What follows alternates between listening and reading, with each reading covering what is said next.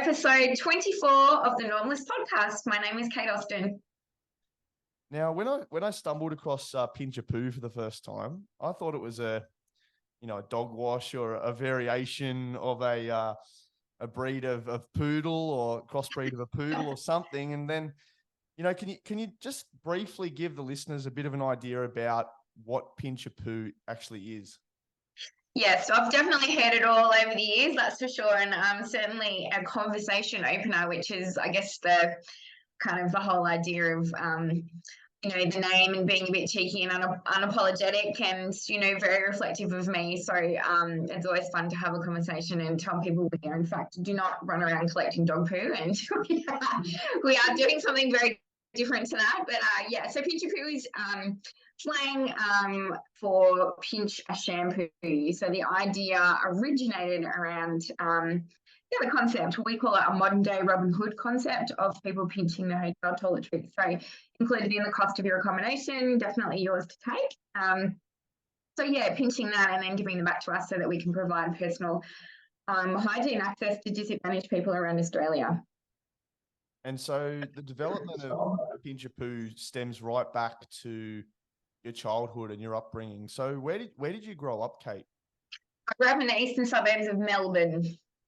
So down there in Melbourne, and you had quite a turbulent family life growing up. Can you tell us a little bit more about that experience and what it was like at home at this stage in your life?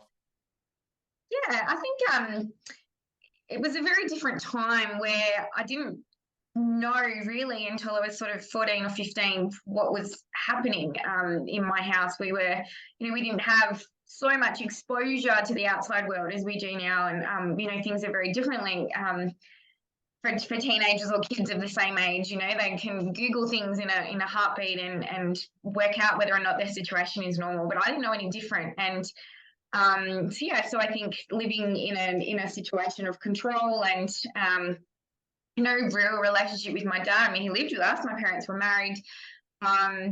Just sort of a really sort of simple, little household that was pretty sort of closed away from the rest of the world and just got on with it. But when I, started to get older, I started to realize something wasn't right. It wasn't normal to be, there's lots of different stories, but it wasn't normal, some of the stuff that was happening with me. And so I started to discuss it with friends and started to raise it. And I guess that instinct inside you just goes, yeah, something's not right here. And you start to question it. Did you have any psychological issues, or was it more like drug or alcohol abuse? Was there any, underlying reason behind why he was such a violent man, or was it just his character? No, just character. I think a lot of sort of control. My mum was very dominant in our household growing up, very strong character, and my dad was very much the opposite. So I think a lot of his issues, which I've worked out later in life, were really just repressed anger and frustration that I unfortunately wore the brunt of. But just a very sort of quiet, very sort of gentle soul most of the time. But I guess everyone's got a breaking point. Yeah. And as you said, at the age of about 14 or 15 was when it all kind of reached breaking point. And on that one kind of night where I think you were just looking at him the wrong way, or someone had stirred the pot a little bit, and he had actually kicked you from one side of the house to the other, breaking several of your ribs. Can you talk us through that moment and how you felt? I know you're only relatively young, still an adolescent, but how that felt going through that experience? I think there's no time to think, really, in that exact moment. My thinking's all come later on. And you're right, I do say that perhaps I looked at my dad the wrong way. I don't actually know what that particular incident was that led to something that he deemed okay to take to me the way that he did. But it must have been his breaking point, and I wore the brunt of it. And I was kicked from one end of the house to the other, and several of my ribs broken. And I wasn't able to think. I think in those moments with your instinct, that fight or flight response really kicks in, and I knew what I needed to do. I needed to get to somewhere where I could use the strength of my legs, because I didn't have my upper body was broken. I've just lost my light, sorry, with broken bones. So I scrambled to my bed where I was able to use the strength of my legs to try and kick him off. So it was it was just no time for thought in answer to your question, really just you live on your instinct in that moment. Yeah, like when you're full of adrenaline and you just kind of, your body will, you know, What it has to do. fight or It flight, does what yeah. it has to do. Yeah, absolutely. And so he picked up like a cast iron desk chair and was going to throw it through you. Like I can't imagine the amount of fright and terror going through your body. Terror is absolutely the right word. I think he worked out that I was strong enough to work out a way to fly him off, and haven't left him, unfortunately. So he picked up my cast iron desk chair and went to put it through my skull, which sounds very dramatic, but very true. So lying on my bed and having this thing hurled at me when my brother had finally heard, the screams from the other side of our backyard, where he lived in a little bungalow out the back, and was able to, in a very Hollywood moment, grab that chair out of his hand and stop him from, potentially causing death. I don't know if I would still be here or in this capacity if that hadn't happened. And it's not exactly light, is it? Cast iron desk chair. Like it's very heavy. Right. So those of you who grew up in the 80s, you will know everybody had cast iron everything. So there was no light ergonomic desk chairs like there are now. Mine was it was very much a very heavy framed desk chair. So yeah, scary stuff.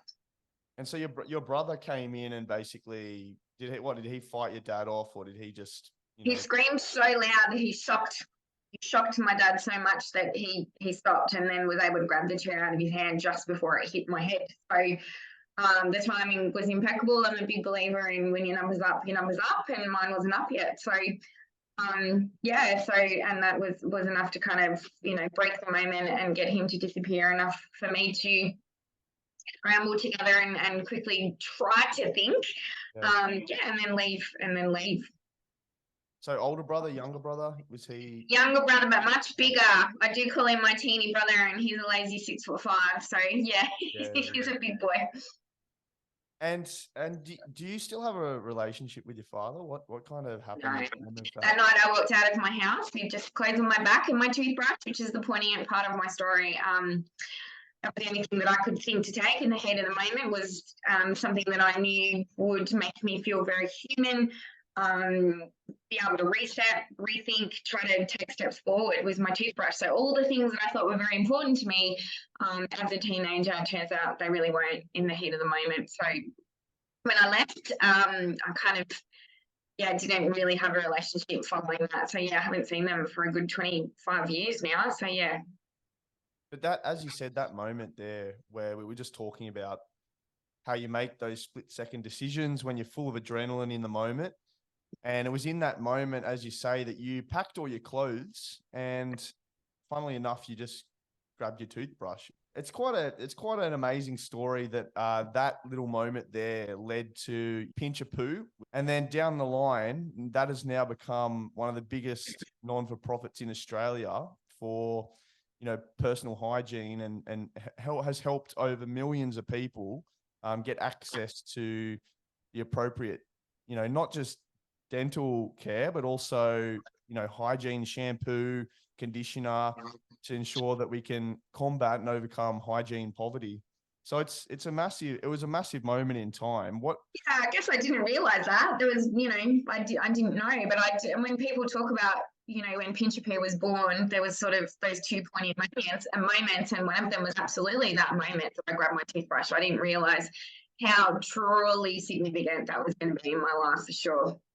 And so I think you were standing in a hotel, like you left home, you were kind of couch surfing, staying with friends, and it was in, I think, like like where you were one night in an apartment or hotel, and you were in the shower, and then you came out screaming.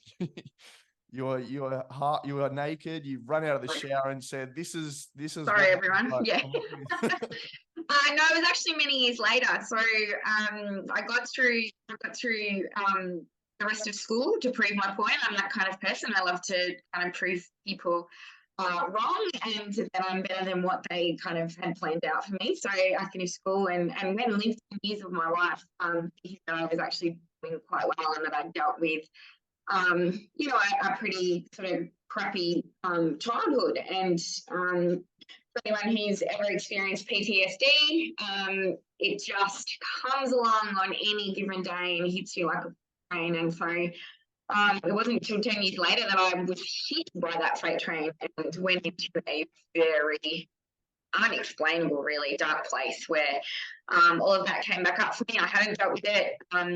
I had psychosis. I was self-harming. I was in and out of hospital with, you know, anxiety. Yeah, all sorts of really just very dark, awful stuff. And it was actually in that time when I had been away a couple of weekends before and pinched my hotel toiletries, as you do, and was using them, and I had that real light bulb moment where I thought, what if, you know, it's every great idea, I think, starts with the statement, what if? We got a few people who I knew were traveling for work to start pinching the hotel toiletries, and maybe, just maybe, we could start to help a few people in situations, you know, like that I had been in. And so, yeah, that was the night that I running out of the shower, dripping wet, screaming pinch free. So, yeah, it was quite a bit later after, you know, that moment with the toothbrush.